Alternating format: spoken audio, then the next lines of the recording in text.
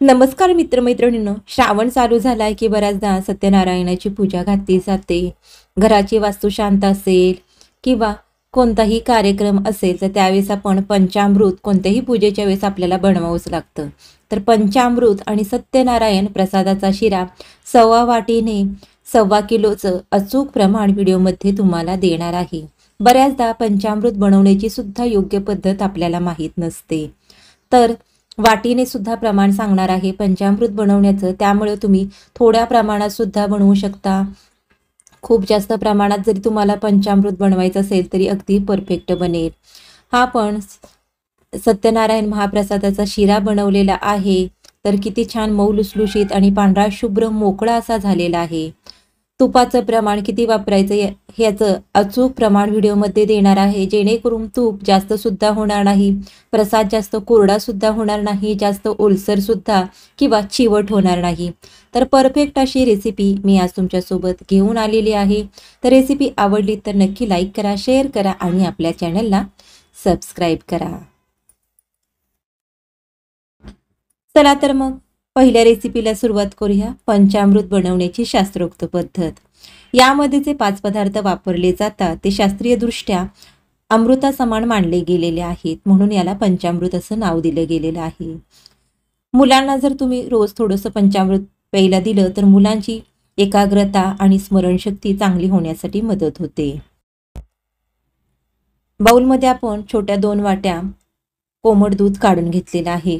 या ठिकाणी एक महत्त्वाची टीप आपल्याला लक्षात ठेवायची आहे. दूध जास्त कडकडीत गरम नको, ते हलकंसं कोमटच असावं. त्यानंतर आपण घेतलेलं आहे 1 वाटी दही.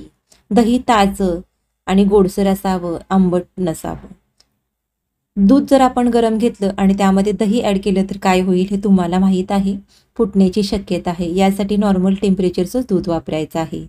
आता त्याच वाटीने अर्धी वाटी साधी साखर घातलेली आहे. साध्या साखरेऐवजी तुम्ही या ठिकाणी खडी साखर किंवा गुळाचा वापर करू शकता, जसं तुम्हाला आवडेल तसं. पण शक्यतो करून पंचामृतामध्ये साखरेचा वापर केला जातो. साखर किंवा खडी साखर वापरली जाते. 2 चमचे वितळून घेतलेलं तूप घातलेलं आहे, कारण बाकीचे सर्व पदार्थ थंड आहेत, त्यासाठी थोडंसं तूप वितळून घेऊन घालायचं आहे. 2 चमचे घातलेलं आहे. आता सर्व साहित्य आपण घातलेलं आहे. मध सगळ्यात शेवटी घालायचं आहे. सर्वात शेवटी मध घालूया. तुम्हाला जर हिवाळ्यामध्ये पावसाळ्यामध्ये वाताचा त्रास होत असेल तर याप्रमाणे तुम्ही दररोज जरी पंचामृत 2 ते 3 चमचे घेतलं ना तर तुम्हाला वाताच्या त्रासापासून खूप जास्त रिलीफ मिळेल. तुम्ही एकदा नक्की ट्राय करून बघा, कारण शरीरातील स्निग्धांश कमी झाल्यानंतर शरीरामध्ये वात वाढतो. यासाठी बऱ्याचदा हिवाळ्यामध्ये आपण तूप जास्त प्रमाणात खाल्लं गेलं पाहिजे. त्यामुळे शरीरातील वाताचं प्रमाण कमी होण्यासाठी मदत होते. आता सर्वात शेवटी तुळशीची पानं ठेवायची आहेत. तुळशीच्या पानाशिवाय हा आपला नैवेद्य पूर्ण होत नाही. तर या ठिकाणी परफेक्ट असं पंचामृत नैवेद्यासाठी आपलं तयार झालेलं आहे. खूप सुंदर असा याला रंग आलेला आहे. तुम्ही सुद्धा नक्की करून बघा, खूप जास्त चविष्ट सुद्धा होतं हे याप्रमाणे केलं तर. आता आपण सत्यनारायण प्रसादाचा शिरा कसा बनवायचा ते पाहणार आहे. आता वाटीने प्रमाण सांगते, याचप्रमाणे मी 1.25 किलोचं प्रमाण सुद्धा तुम्हाला सांगणार आहे. तर 1.25 वाटी आपण घेतलेला आहे बारीक रवा. शक्यतो करून प्रसादासाठी बारीक रव्याचा वापर करा, त्यामुळे प्रसाद हा जिभेवर ठेवताच विरघळणारा तयार होतो. हा बारीक रवा मी चाळून घेतलेला आहे. 1.25 वाटी आपण रवा घेतला. आता त्याच वाटीने आपल्याला 1.25 वाटी साखर घ्यायची आहे. सर्व साहित्य हे मोजून घ्या एकाच वाटीने, जेणेकरून प्रमाण चुकणार नाही आणि परफेक्ट असा प्रसाद तुमचा तयार होण्यासाठी मदत होईल. यासाठी अगदी डिटेल रेसिपी आज तुमच्यासोबत शेअर करत आहे. व्हिडिओ थोडासा मोठा होईल, पण छोट्या छोट्या टिप्स देण्याचा प्रयत्न करत आहे.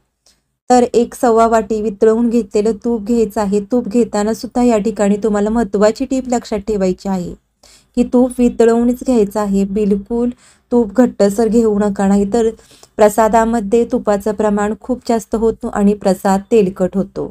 तर प्रसाद बनवताना आपल्याला खूप जास्त तेलकट सुद्धा बनवायचं नाही. यानंतर गॅसवरती पातेलं ठेवलेलं आहे. पातेल्यामध्ये 1.25 वाटी दूध काढून घेतलेलं आहे. आणि त्याच वाटीने आपल्याला 1/2 वाटी पाणी घ्यायचं आहे। फक्त दुधामध्ये सुद्धा तुम्ही प्रसाद बनवू शकता, पाण्यामध्ये जरी बनवला तरी चालेल। फक्त दूध वापरणार असाल तर 2.5 वाटी आपल्याला दूध घ्यायचं आहे। 1.25 वाटी म्हटलं तर 2.5 वाटी होतंच। फक्त पाणी वापरणार असाल तर 2.5 वाटी पाणी वापरायचं आहे, किंवा जसं मी केलेलं आहे अर्ध दूध अर्ध पाणी असंही तुम्ही करू शकता। गॅसवरती दूध पाण्याचं हे मिश्रण आहे, त्याला आपण छान अशी उकळी आणलेली आहे। हे मिश्रण आपल्याला छान गरम करून घ्यायचं आहे, उकळी आणायची आहे। जर फक्त दूध वापरणार असाल तर तुपाचं प्रमाण थोडंसं कमी ठेवा, नाहीतर प्रसाद तेलकट होतो, कारण दुधामध्ये सुद्धा स्निग्धांश असतो। त्यामुळे जर दुधामध्ये फक्त प्रसाद करणार असाल तर 1च वाटी तुपाचा वापर करायचा आहे। ही एक महत्त्वाची टीप तुम्ही लक्षात ठेवा। गॅसवरती कढई गरम करण्यासाठी ठेवलेली होती। आता प्रसादाचा शिरा बनवायला घेऊयात। कढई गरम झाल्यानंतर तूप घालायचं आहे। अर्ध्यापेक्षा जास्त सुरुवातीला तूप घातलेला आहे आणि जो रवा आपण मोजून घेतलेला आहे तो या तुपामध्ये छान मंद आचेवर आपण भाजून घेणार आहोत। रवा भाजताना आपल्याला बारीकच घ्यायचा आहे आणि छान मंद आचेवर भाजायचा आहे। या पद्धतीने रवा पण तुपामध्ये छान असा भाजून घेतला की शिरा छान मोकळा लुसलुशीत तयार होतो। आणि हा रवा भाजण्याची सुद्धा एक योग्य पद्धत आहे, ती तुम्हाला सांगणार आहे। खूप जास्त लालसर देखील रवा भाजायचा नाही, नाहीतर प्रसाद पांढरा शुभ्र दिसत नाही, लालसर दिसतो। आणि जर आपण रवा व्यवस्थित भाजला नाही, तो जर कच्चा राहिला तर प्रसाद आपला चिकट होण्याची शक्यता असते। तर छोट्या छोट्या टिप्स असतात, ह्या जर आपल्याला माहीत असेल तर परफेक्ट असा आपला प्रसादाचा शिरा बनवून तयार होतो। तर गॅसची फ्लेम अगदी लो ठेवायची आहे। आता उरलेलं जे तूप आहे त्यातील अजून थोडं तूप घालणार आहे। अगदी थोडंसं 2 चमचे तूप मी शिल्लक ठेवलेलं आहे। हे तूप आपण सर्वात शेवटी वापरणार आहोत। तर जसं व्हिडिओमध्ये दाखवत आहे तसं मंद आचेवरच छान असा रवा खरपूस भाजून घ्यायचा आहे। 8 ते 9 मिनिटांमध्ये छान असा आपला रवा भाजून होतो, खूप जास्त वेळ लागत नाही। तूप हे तेलकट असतं, ते गरम झाल्यानंतर हा रवा भाजण्यासाठी खूप जास्त वेळ लागत नाही। या रव्याला किती छान रवा टेक्स्चर आलेला आहे बघू शकता। तुपामध्ये रवा छान असा फुलू लागलेला आहे। तर आपला रवा 1/2 वाटी आहे, तर मध्यम आकाराची 2 केळी घेतलेली आहेत। साधारणतः 250 ग्रॅम रवा आहे। तर 1/2 किलोचं जर तुम्ही प्रसाद बनवणार असाल तर त्यासाठी 5 ते 6 केळी आपल्याला वापरायची आहे। शक्यतो 6 केळी मोठी वापरा, जेणेकरून परफेक्ट अशी प्रसादाला चव येते। केळ या पद्धतीने छान पिकलेलं घ्यायचं आहे, कच्चं केळ नसावं। कच्चं केळ असेल तर थोडासा आंबटपणा केळ्याला असतो, त्यामुळे प्रसाद लवकर खराब होण्याची शक्यता होते। यासाठी आणि प्रसादामध्ये केळीचा आंबटपणा सुद्धा उतरतो, यासाठी छोट्या छोट्या टिप्स लक्षात ठेवायच्या आहेत। केळी कापून घेताना या पद्धतीने अगदी छान अशी बारीक कट करून घ्या आणि पिकलेली केळी घ्या, जेणेकरून प्रसादामध्ये छान असा केळीचा गोडसरपणा येतो, छान असा प्रसादामध्ये त्याचा फ्लेवर उतरतो। आणि केळसुद्धा आपल्याला कधी घालायचं हे सुद्धा महत्त्वाची टीप लक्षात ठेवायची आहे, जेणेकरून प्रसादाला केळीचं छान अशी चव येते आणि प्रसाद खराब होत नाही।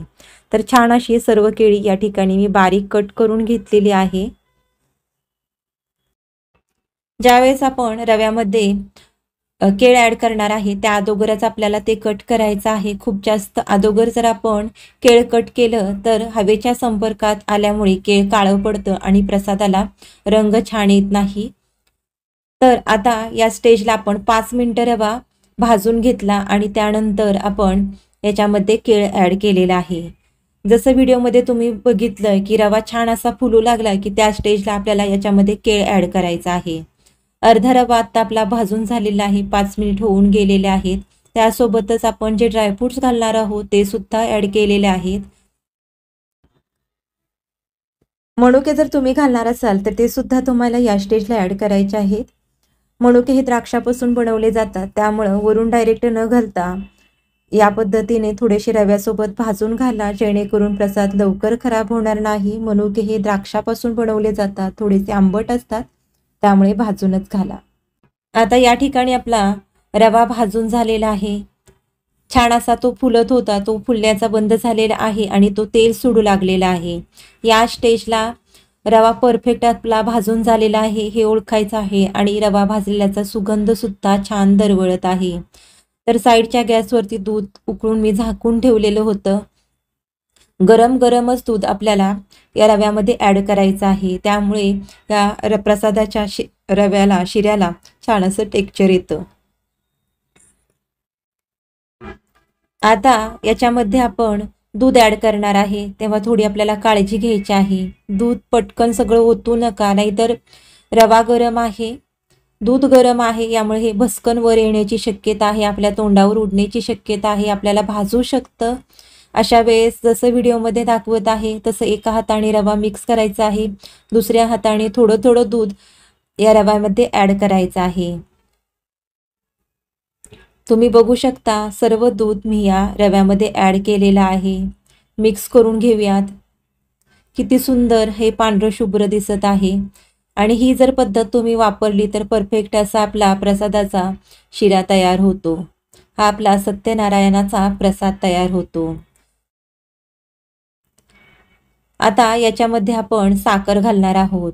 सर्वात शेवटी आपल्याला साखर ॲड करायची आहे. दूध आणि पाणी रव्याने छान असं ॲब्झॉर्ब केल्यानंतर सगळ्यात शेवटी आपल्याला साखर ॲड करायची आहे.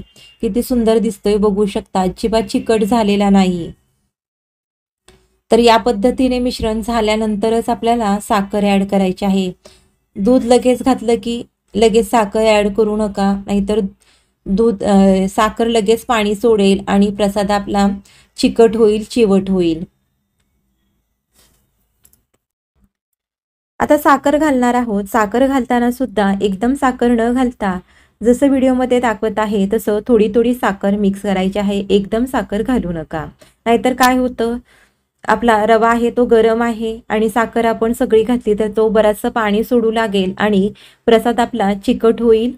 यासाठी जसं व्हिडिओमध्ये दाखवत आहे तसं करायचं आहे. सर्व साखर मी याच्यामध्ये ॲड केलेली आहे. आता तुम्हाला मी 1.25 किलो जर प्रसाद बनवणार असाल तर त्याचं योग्य प्रमाण सांगणार आहे. 1.25 किलो आपल्याला बारीक रवा घ्यायचा आहे, 1.25 लिटर आपल्याला वितळून घेतलेलं तूप घ्यायचं आहे आणि 1.25 किलो आपल्याला साखर घ्यायची आहे आणि 1.25 लिटर दूध आणि 1.25 लिटर पाणी घ्यायचं आहे. आणि फक्त दूध वापरणार असाल तर 2.5 लिटर आपल्याला दूध वापरायचं आहे आणि किंवा फक्त पाणी वापरणार असाल तर फक्त 2.5 लिटर आपल्याला पाणी वापरायचं आहे. असं परफेक्ट प्रमाण आपल्याला 1.25 किलो प्रसादासाठी लक्षात ठेवायचं आहे. आता याच्यावरती झाकण ठेवलेलं आहे. 1-2 मिनिट याला वाफ काढलेली आहे. बघू शकता परफेक्ट असा आपला हा प्रसादाचा शिरा तयार झालेला आहे. सत्यनारायणाचा प्रसाद तयार झालेला आहे. सर्वात शेवटी 1 चमचाभर वेलची पावडर घालते. साखरेसोबत वेलची मी टरफलांसहित बारीक करून घेतलेली आहे आणि जे 2 चमचे आपण तूप ठेवलेलं होतं ते सुद्धा घालत आहे. मिक्स करून घेऊयात. शेवटी वेलची पावडर घातली की काय होतं, छान वेलचीचा सुगंध प्रसादामध्ये टिकून राहतो. यासाठी सर्वात शेवटी वेलची पावडर घातलेली आहे. मिक्स करून घेऊयात. किती छान पांढरा शुभ्र आणि मोकळा लुसलुशीत असा हा प्रसाद आपला तयार झालेला आहे. या पद्धतीने जर तुम्ही बनवला तर जिभेवर ठेवताच विरघळणारा तयार होतो. तुमच्या आवडीप्रमाणे तुम्ही याच्यामध्ये ड्रायफ्रुट्स घालू शकता. ड्रायफ्रुट्स न घालता सुद्धा प्रसाद बनवला तरी सुद्धा चालेल. झाकण ठेवून फक्त 1 मिनिटभर याला एक वाफ काढून घेऊयात. परफेक्ट असा मोकळा आणि मऊ लुसलुशीत असा नैवेद्याचा सत्यनारायणाचा प्रसाद तयार झालेला आहे. किती सुंदर याला तूप सुटलेलं आहे बघू शकता. आता जरी कडेला तुम्हाला थोडंसं तूप दिसत असेल तरी खूप जास्त प्रमाणात ते नाही, पाहू शकता तुम्ही. मिक्स करून घेतलं. एकदा जर तुम्ही या पद्धतीने सत्यनारायण प्रसादाचा जर शिरा बनवलात ना, तुम्ही दरवेळेस हीच रेसिपी फॉलो कराल याची खात्री आहे. गॅस आता बंद करूया. सर्वात शेवटी तुळशीची पानं ठेवायची आहे. तुळशीच्या पानांशिवाय सत्यनारायणाचा प्रसाद पूर्ण होत नाही. हा आता तयार झालेला प्रसाद आपण आपल्या सत्यनारायणाला अर्पण करूयात. तुम्ही सुद्धा नक्की या पद्धतीने एकदा हा प्रसाद बनवून पहा। आजची रेसिपी कशी वाटली कमेंट करून सांगा। आवडली असेल तर नक्कीच एक लाईक करा, शेअर करा आणि आपल्या चॅनलला सबस्क्राईब करा। आज वेळात वेळ काढून तुम्ही ही रेसिपी पाहिली त्यासाठी खूप खूप धन्यवाद। लवकरच भेटूया छान साध्या सोप्या आणि स्वादिष्ट रेसिपीसह। तोपर्यंत स्वस्त राहा, मस्त राहा, आनंदी राहा, असे छान छान पदार्थ खात राहा। धन्यवाद।